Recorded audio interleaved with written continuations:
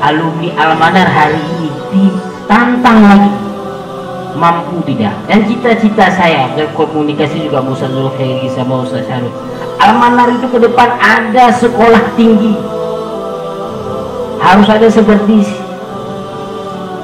UIN besok sudah penuh, kemudian apa namanya Usyah sudah penuh, ada sekolah tinggi Al-Manar, rektornya alumni Al-Manar. Tapi hari ini kita tunggu alumni Al-Manar yang menempuh pendidikan sampai mereka selesai. Kita tunggu, nggak kita didikan dulu, kita tunggu kiprah mereka. Kita terlalu berpikir alumni Al-Manar ini betul-betul kita berdayakan. Salah satu jalan untuk sukses, nah, satu saja jalan. Saya tidak mau kalian kotak-kotakkan alumni, kotak-kotakkan. Oh ini alumni sekian, alumni nggak ada, ini alumni nggak ada. Alumni sama semuanya. Alma mater Al-Manar kalian bawa.